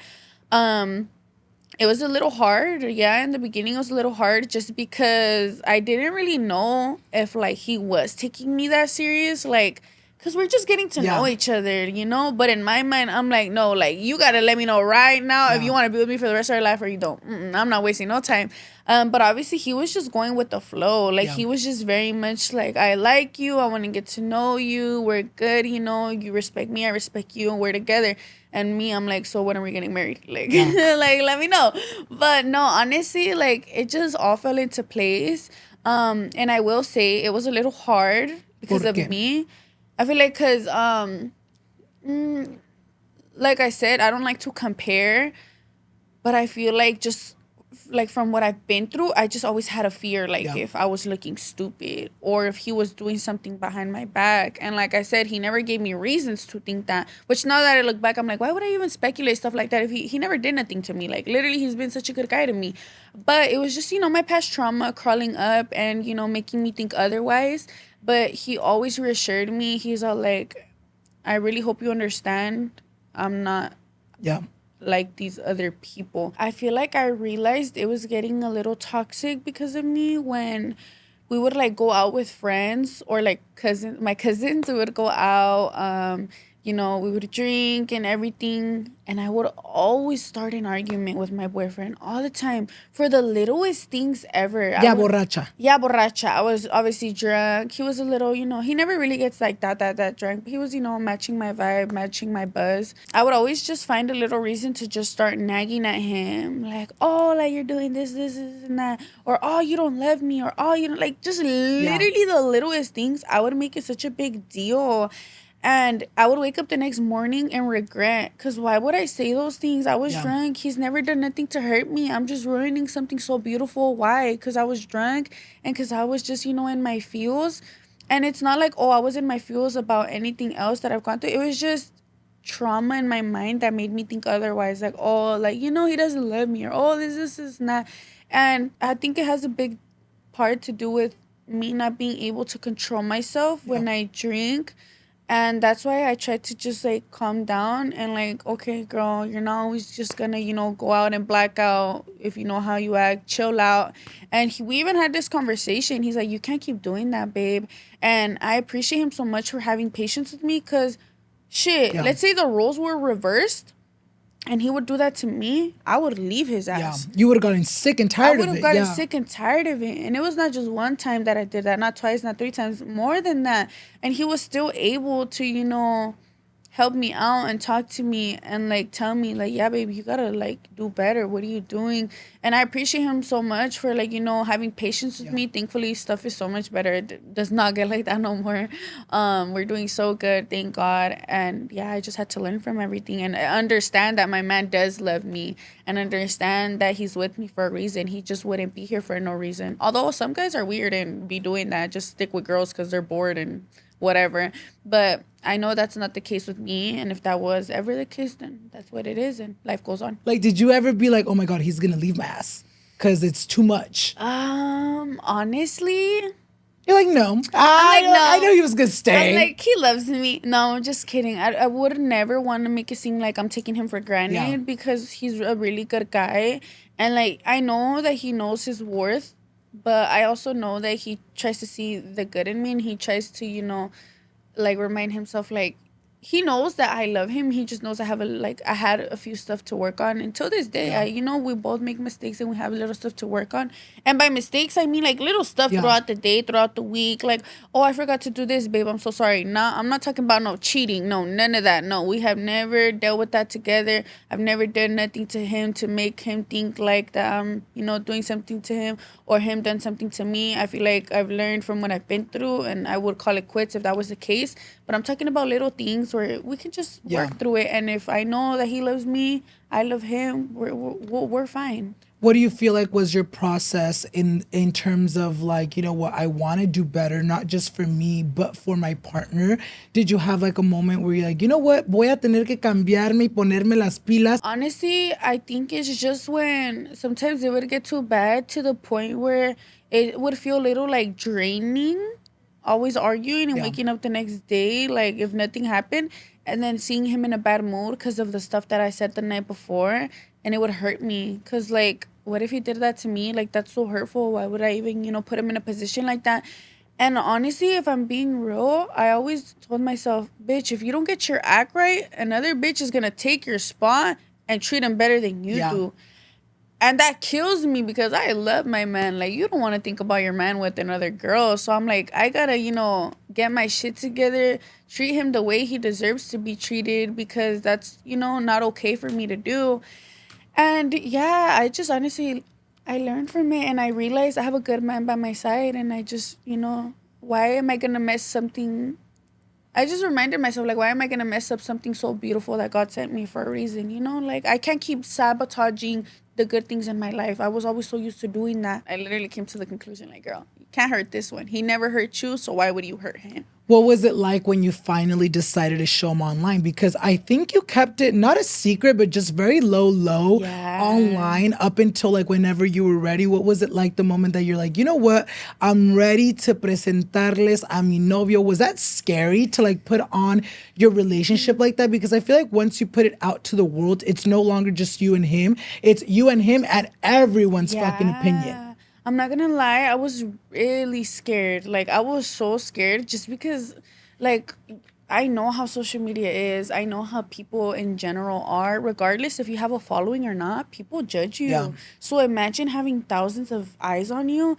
It's just 10 times worse. So in my head, I wasn't really worried, like, oh, he's gonna leave me if like people start saying stuff. I was more like, oh my God, like I don't want to hear stuff from others. You know what I mean? So I slowly started bringing him on. Like I would post like, his feet, like not his feet, bitch, like his shoes. Like a feet finder, bitch. I would post like, our Like shoes. little hints, like, girl, I'm taking. Yeah, like a little soft launch here and there. Until one day I was like, this is my man. Like, I'm tired of hiding him. Like, let me just hard launch. So I believe I posted his face on my story one time. And I do not know why. I didn't even think it was going to get that out of, like, hand. CHISME page just started screenshotting it and posting them. Did you see Angie B's new man? This, and that. But thankfully, my girls, like, commented. They're like, what about it? Yeah. Like, she's happy. What are you guys doing? Like, but I do understand that it was a really, really big change because obviously my content before was mainly about, healing from a heartbreak, healing in general, finding myself. I wasn't really focused on anyone else but myself. So I feel like my audience, once they saw like, oh, she found someone, some of them, I'm not gonna lie, didn't like that. And that's totally, that's totally fine. If like they would come at you for like, why or por qué? They would get mad that I had a boyfriend because they were like, you're not for the girls no more. You have a boyfriend, so your only focus is gonna be your boyfriend. You're not gonna make content for us no more about healing, about self-worth, about this and that. But in my mind, I'm like, if you really love me for who I am and not just because of my content, you would be happy for me. You would understand that I finally found someone who I love. And of course, I love him so much to the point where I feel comfortable bringing him on. And if you're a real supporter, like, you wouldn't mind my content shifting a little bit. Yeah. And honestly, I really don't think my content is that different from what it used to be. I still post myself getting ready, giving girl talks, giving advice.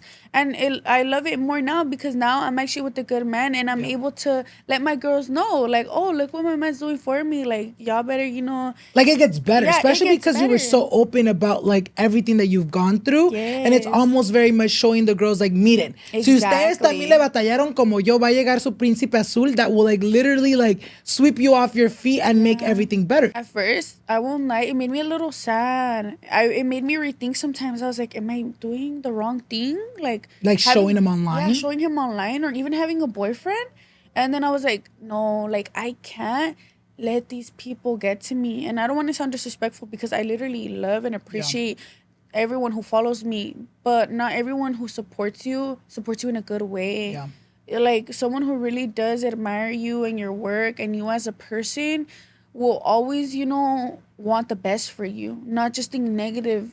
So in my mind, I was like, you know what, like I can't let that get to me, because regardless, if I know I'm happy and the real people who love me know I'm happy, that's all that That's matters. all that matters. Did you ever have a convo with him, after seeing the backlash, after seeing how your girls were taking this news? Did you ever have a convo like, hey, no mires los comentarios? Honestly, sometimes, I'm not gonna lie, yeah, we would talk about it, but like he has never, ever, ever, like never let anything get to him. He'll Yeah. see comments sometimes because I show him, and even then he's not on social media. Like he doesn't really care for it. So in his eyes, he doesn't fucking sit his ass Yeah. down all day and reads every comment and texts, oh my god, But he's babe, you're not saying dwelling this." on that He's not shit. dwelling He's like, on I'm that. living my life. Because he even tells me, he's all like, don't let these people define who you are. Yeah.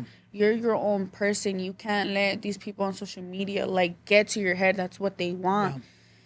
So yeah, no, we never really had like a full sit down conversation like, oh babe, like this is not. No, honestly, but we just always reminded ourselves we're our own people. This is our relationship, not theirs or theirs or theirs, and that's about it, honestly. Quiero platicar de un tema un poquito más sensible, if you feel comfortable talking about it. Este año, en febrero, estuviste internada en el hospital for over a week. You posted a little bit about it, but didn't really, tell your girlies what was going on. Cuéntanos un poquito más de eso. ¿Qué pasó? Yeah, so for those of you who follow me on TikTok, it was mainly TikTok. I was posting about it. I believe it was a few days after Valentine's Day. I remember me and my boyfriend got a hotel room for Valentine's. And then after that, literally everything went downhill. I just started feeling so much worse. So one day I just texted my mom. She wasn't home. And then I was like, oh, mom, let's go to the hospital, because a little backstory.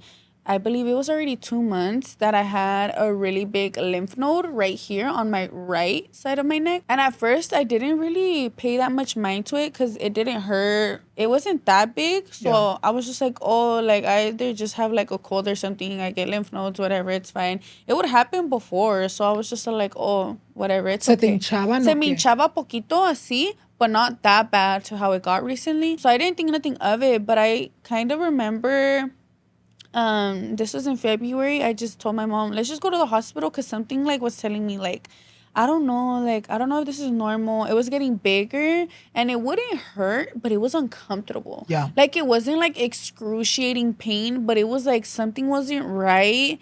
And I don't know, I just wanted to go check it out. I was like, oh, maybe me van a dar jarabe or Yeah. pastillas, it's okay. So she ended up picking me up. She was actually at my tia's house. She ended up picking me up. She took me to the hospital. It was just me and her.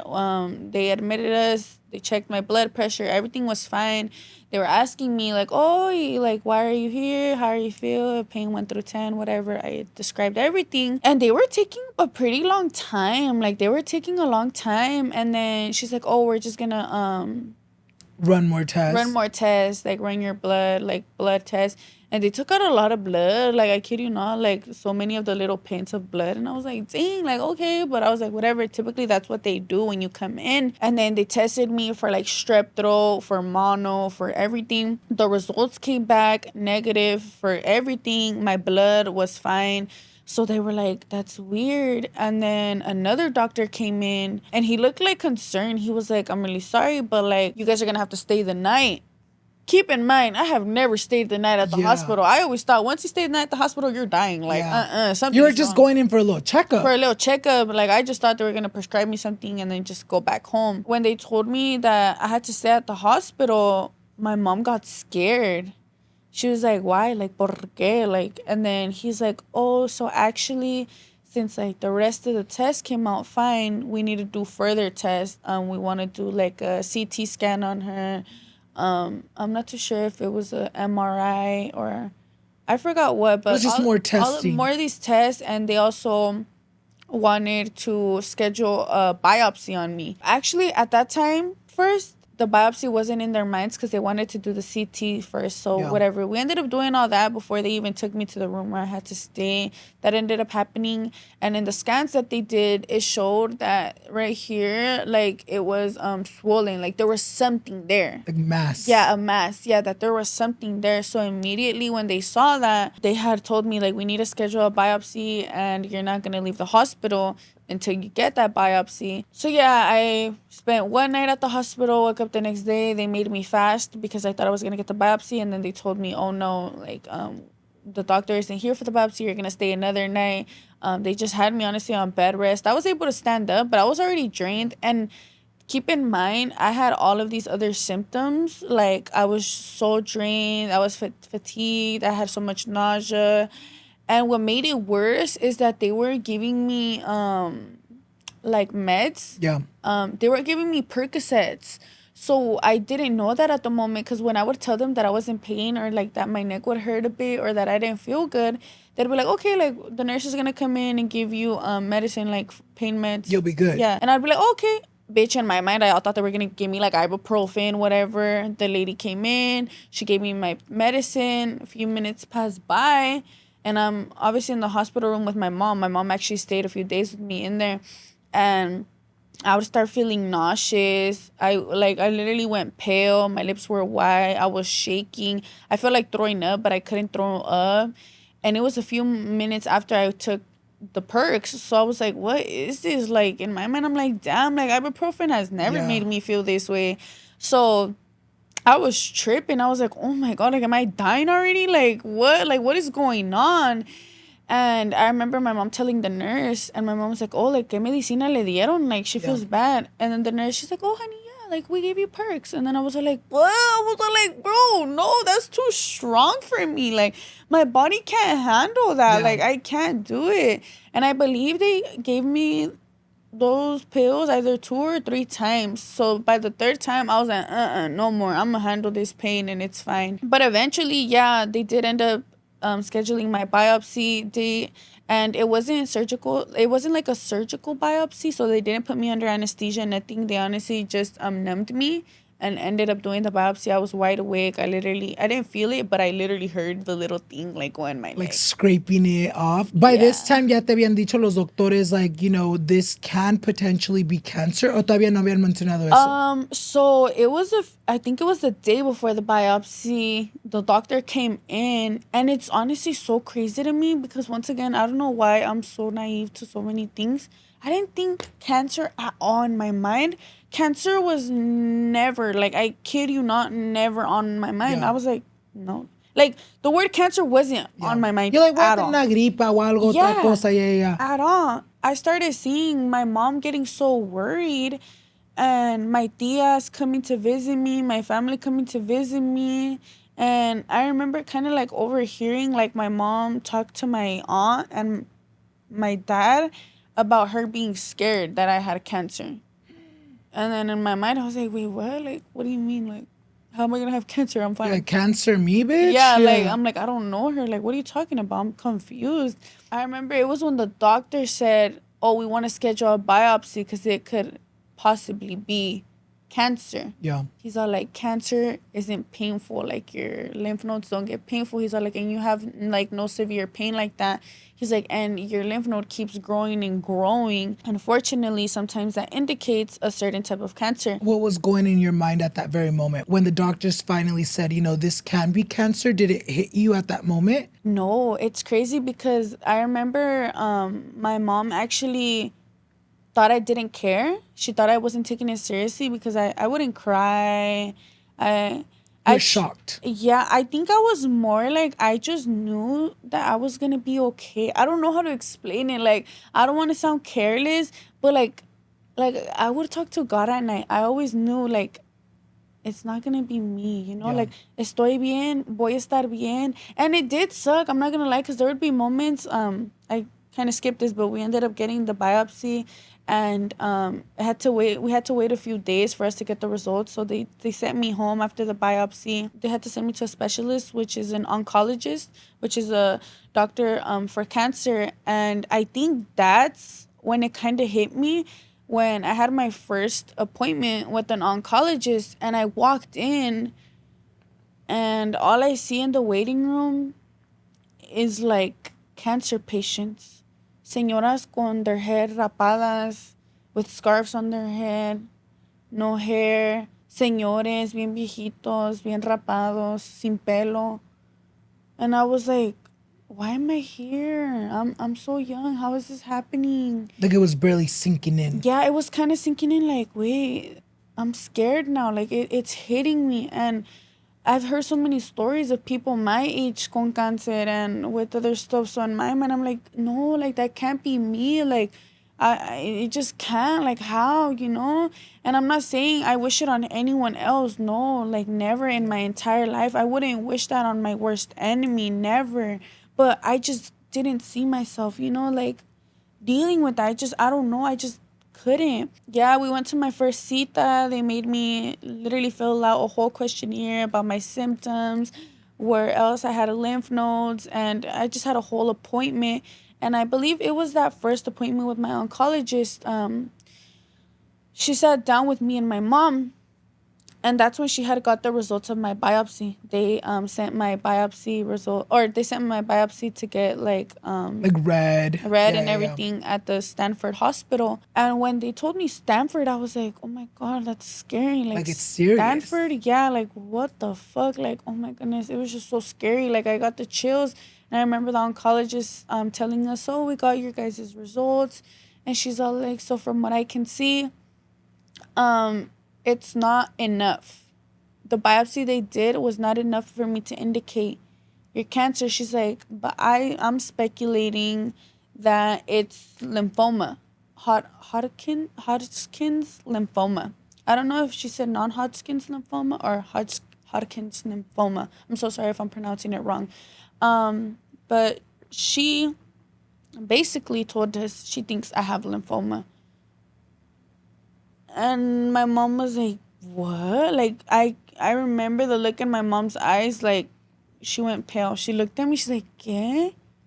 And then I was like, what the fuck? Like, this can't be happening. Like, there's no fucking way. Like, is that a type of cancer? Yeah, it's a type of cancer. It's a type of cancer that people have, but most people are able to, you know, get through it. And she's all like, so I want to schedule you for another biopsy, but this one I want them to take out most of your lymph node, and we want to test your like a whole chunk of your lymph node, not just a little biopsy like the doctors did. She made me feel like she was saying like, you have cancer, because she kept bringing up you're really young. She's all like, so we can find ways like to get you treatment that won't harm you, so you're able to have kids when you're older. She was just throwing all this information to me.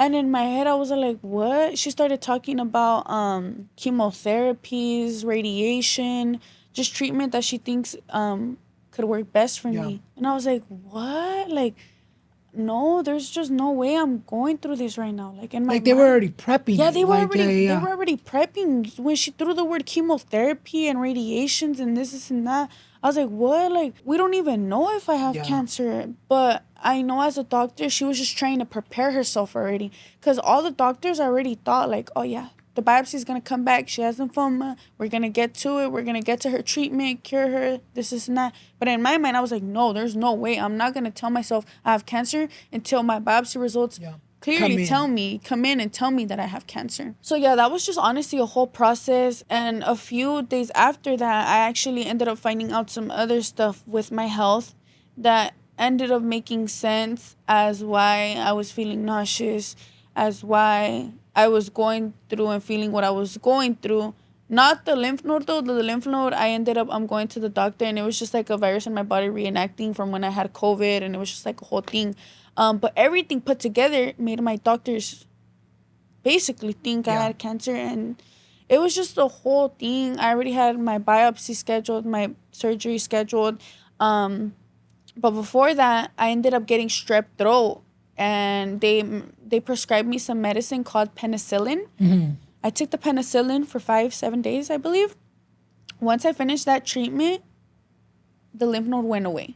So they were able to be like, oh, mija, no tienes nada after that? Or did they still do like more testing? No, it was so confusing. Like, it was really confusing. So basically, I had strep throat, but they were still thinking, oh, even though it's strep throat, like, because the first time they tested me, it wasn't strep throat. I ended up getting sick, got strep throat, and then I had the biopsy.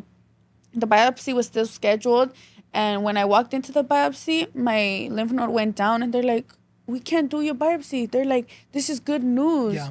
Like, cancer never goes down. Like, you're okay. Like, we don't have to do the biopsy. They're like, it makes sense because of the other stuff that you were going through. Like, this whole time, no, it was never cancer. It was just, all these other things and that were put together that sadly made us think this. I don't know why. Like, yes, I was so relieved, but like in the back of my mind, I always knew like I wasn't. Yeah. I wasn't sick. Like in the back of my mind, I was like, I'm gonna get better. Like it's gonna be okay. Like Diosito's taking care of me. And yeah, thankfully I was able to get through that. It was so hard. It was literally so draining, especially because I wasn't able to post because, dude, my neck was fat. Like, I'm going to send you pictures. Oh, it was big. Like, you were to look at it, you'd be like, what? You're like, what's wrong? Yeah, what's wrong? It was scary. It was really scary. But obviously, now that we know everything, it just all adds up. And, maybe, like, one day I'll be able to get more into detail with it just because all of this that I went through was really recent, and I don't think I'm too comfortable opening up about it quite yet. But yeah, it was just a lot to handle. Do you feel like going through this traumatic, time in your life, do you feel like that affected your mental state? Yeah, it was a little hard just because I don't want to make this all about social media, but it sucked like not being able to like wake up and post without feeling judged. Like, let's say I was starting to feel better and I would want to start posting again. People were already like speculating stuff, and I was just like, bruh, like I'm healing. I'm going through like the most traumatic things that I've been through, like, and I'm just trying to, get back to my job, get back to what I love doing, get back to talking to my girls, and get back to all of this. But it's like some people were giving me like so much bad energy where it felt draining. But honestly, I'm so thankful, like, my boyfriend, like, helped me so much. Like, he was, like, such a big help. Ah, bitch, oh, fuck. No, I'm not gonna cry. I'm not gonna fix my makeup again. I'm like, we just fixed it, bitch. We just fixed it. There's only so much powder we could pack on. My boyfriend helped me so much. Like, every literally second of the day, every night, he would stay with me. Even like when I was in the hospital, like that was when my mom started trusting him and let him stay at the hospital to spend the night with me. I wouldn't say my family wasn't there. Dude, they were the biggest help ever, specifically my auntie and my cousin Alondra and my uncle. Oh my God. And obviously my parents and my stepmom. The biggest help ever. I feel like in that moment, like after everything I was going through, it made me realize that like my family is like the only people that will really be there. And I think honestly, like, I don't want to sound like stupid, but I think God made me go through that to realize that not everything is about like going out and like money and everything, because I think I was getting so caught up in like drinking, going out, having fun, too much fun, coming to LA. Because in my eyes, I was like, oh, I'm going to LA. I'm going to make money. I'm going to come back with money. I'm good. This is not. And I kind of like would distance myself from my family because I would just want to have fun. And that was like a reality check. Like not todo el desmadre, all the fun and stuff isn't going to be there when you're really going through it, And it humbled me so much, and it made me realize, and I know it sucks to say that I had to go through that in order to realize, because I've always, of course, loved my family no matter what. But seeing everything and seeing everyone be there for me just made me appreciate life itself so much. Because what if I was sick? Yeah. You know what I mean? What if I was sick? What if I did have to deal with all that treatment? And there's thousands, so many people who are dealing with that right now. And it sucks, it sucks because, there's only so much they can do.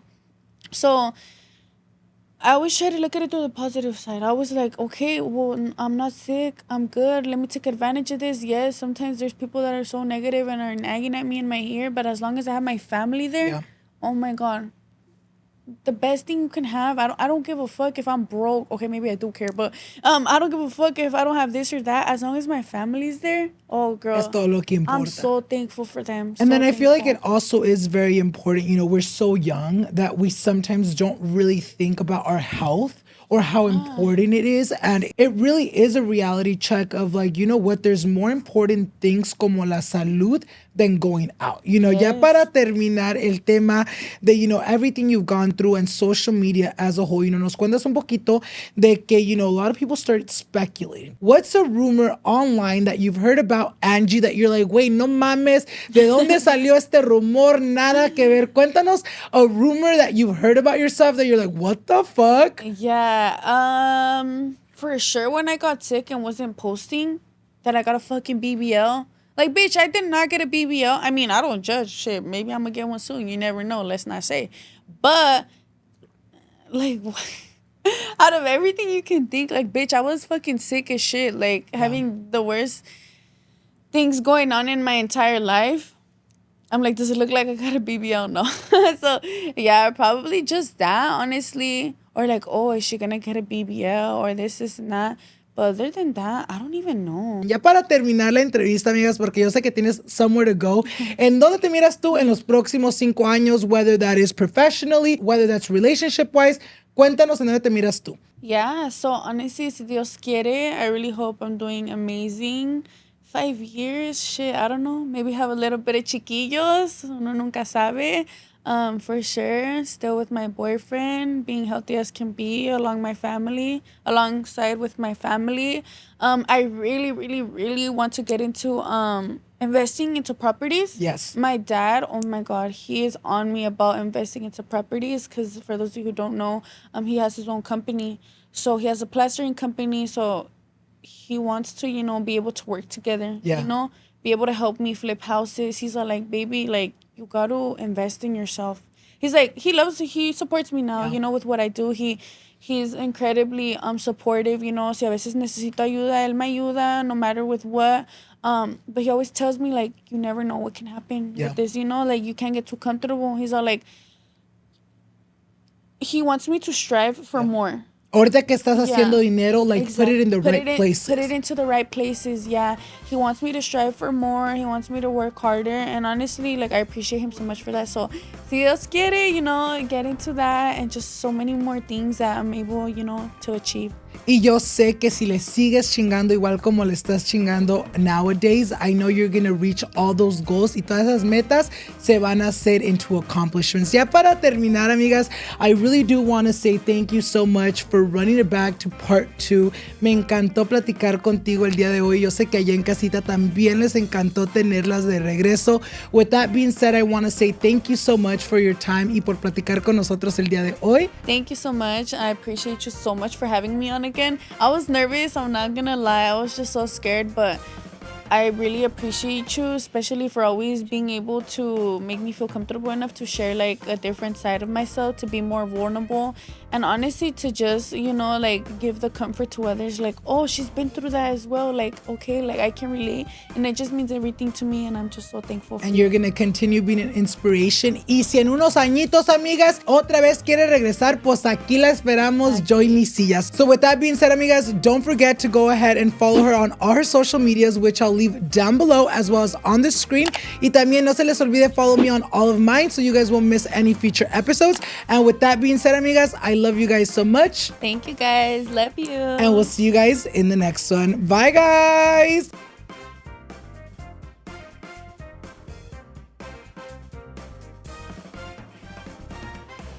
Today's episode is brought to you by Alma. Alma believes that therapy is more impactful when you feel heard and understood. That's why they help people find a therapist who really gets them, the right someone to talk to, not just anyone. Alma can help you find a therapist who gets you.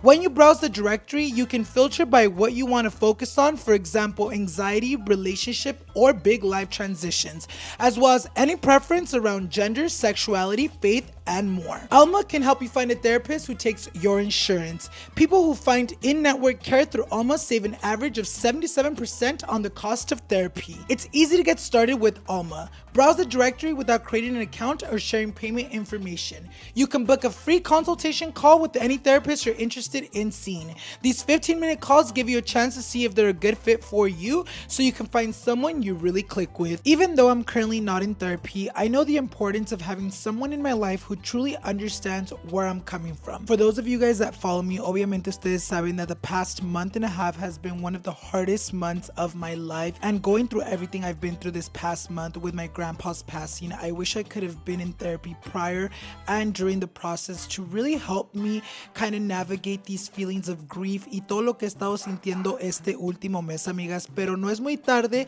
to join therapy. If you've been considering finding a licensed professional to help you work through your own life challenges, give Alma a try. Alma can help you find the right therapist for you, not just anyone. Visit helloalma.com/Alan to get started and schedule a free consultation today. That's helloalma.com/Alan.